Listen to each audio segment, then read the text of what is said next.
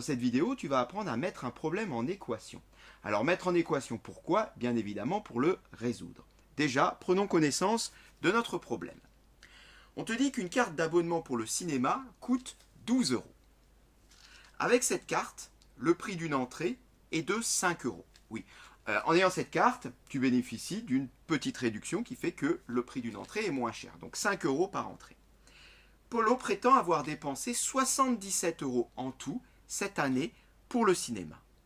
La question est de savoir combien de films il a vus. Alors, le problème n'est pas bien difficile, mais en le mettant en équation, on va grandement se simplifier la tâche, tu vas comprendre pourquoi. L'idée est déjà de repérer qu'est-ce qui est un inconnu. À partir de cet inconnu qu'on va nommer habituellement X, on va traduire notre énoncé en une phrase mathématique. Cette phrase mathématique, bien évidemment, c'est une équation. Et une fois qu'on a traduit notre énoncé en une équation, eh bien là, il suffit de mettre en œuvre toute l'artillerie algébrique qui permet de résoudre des équations pour trouver la valeur de X et donc trouver la grandeur que l'on cherche. Alors, c'est parti. Commençons déjà par repérer là-dedans qu'est-ce qui est inconnu. C'est très facile, c'est d'ailleurs même souvent donné dans l'énoncé en classe de 4e.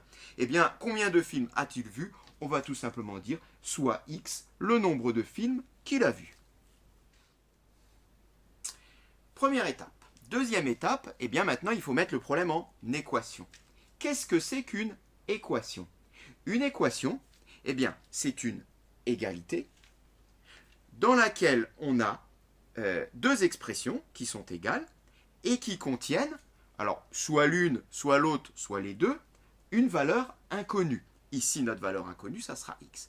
Donc, il va falloir fabriquer à partir de cet énoncé une équation. Et donc, ce qui est très important à comprendre pour mettre un problème en équation, c'est que si on est amené à faire ici une égalité, il faudrait trouver deux façons de dire strictement la même chose, d'exprimer la même chose à l'aide de notre énoncé. Eh bien, qu'est-ce qu'on pourrait exprimer de la même manière? Là, c'est la fin ici de l'énoncé qui le trahit. Polo prétend avoir dépensé 77 euros en tout. Eh bien, ce qu'on va faire, c'est qu'on va écrire de deux manières différentes ce qu'il a dépensé en tout. Car on a déjà une première manière qui est donnée dans l'énoncé, c'est 77. Donc là, on peut écrire 77. Et ceci, c'est ce qu'il a dépensé en tout. Voilà. Reste maintenant à l'exprimer d'une deuxième manière. Alors la deuxième manière, il ne faut pas la chercher comme ça, telle qu'elle dans l'énoncé. Tu ne vas pas trouver un autre nombre, bien évidemment, puisque le nombre est unique, c'est 77.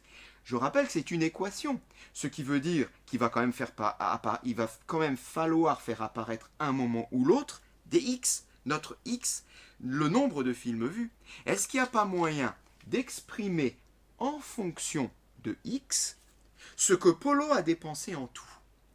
Eh bien pour cela, il faut prendre la première partie de l'énoncé. Calculons en fonction de X ce que Polo a dépensé en tout. Bien, on sait déjà qu'il a acheté la carte d'abonnement. Donc on sait déjà qu'il a dépensé 12 euros. Ça c'est sûr. Et on sait qu'il était voir pas mal de fois des films. On a dit X fois. Et que le prix d'un film, c'est 5 euros. Combien a-t-il payé juste pour les films, sans parler de la carte d'abonnement? Admettons qu'il soit allé voir un film, il aurait payé 5 euros. S'il était voir deux films, il aurait payé 5 fois 2, donc 10 euros. S'il était voir 3 films, bien 5 fois 3. S'il était voir 4 films, 5 fois 4. S'il était voir X films, eh bien 5 fois X. Bien pour les films uniquement, Polo a payé 5 fois X euros. On va l'écrire. Polo a donc payé 5 fois X euros juste pour les films. Il a payé également 12 euros pour la carte. Eh bien, additionnons ceci et on aura ce que Polo a dépensé en tout cette année. 5 fois X plus 12. Et notre équation est construite. 5 fois X plus 12 égale 77. On a là traduit notre énoncé en une équation que maintenant on va résoudre. On peut maintenant jeter le texte et se dire tout simplement, je vais résoudre cette équation pour trouver x et donc le nombre de films vus par Polo. C'est ce qu'on va faire. Voilà, donc on va faire ça à part, on oublie notre énoncé, reste à résoudre, 5x plus 12 égale 77. Alors tu remarques que j'ai effacé le multiplié ici, qu'on n'est pas obligé d'écrire, 5 fois x c'est 5x. Alors je vais aller un peu plus vite sur la résolution d'équations. Si ceci te pose des difficultés, tu peux cliquer sur le lien ici à droite, tu tomberas sur la playlist qui héberge toutes les vidéos qui expliquent la technique pure pour résoudre des équations. J'ai donc 5x plus 12 égale 77, je cherche x, il va falloir donc isoler x, commençons à se débarrasser de ce plus 12, et pour cela, je vais ajouter moins 12 de part et d'autre. Ce qui donne, eh bien, 5x plus 12 moins 12 s'en va à gauche, égale 77 moins 12. Je continue. Bien, ça fait donc 5x égale, alors 77 moins 12, ça fait 65. J'ai donc 5x égale à 65. J'ai presque fini. Je veux toujours isoler x. J'ai ici une multiplication par 5. Pour se débarrasser d'une multiplication par 5, il suffit de diviser par 5.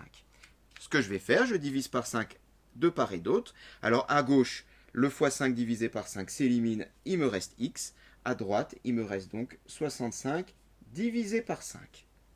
Et 65 divisé par 5, ça marche bien, ça fait exactement 13.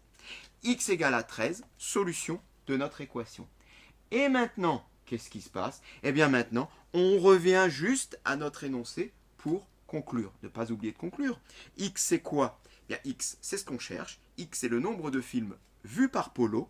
X égale à 13. On peut donc en conclure que Polo a vu 13 films cette année. Voilà qui est noté. Le problème est donc résolu. Ceci était un exemple de mise en équation, mais il faut savoir que chaque problème est différent. En tout cas, il y a quand même quelque chose qui est très important et que tu dois te souvenir, c'est que mettre en équation, cela veut dire que c'est construire une égalité. Une égalité, c'est deux choses égales.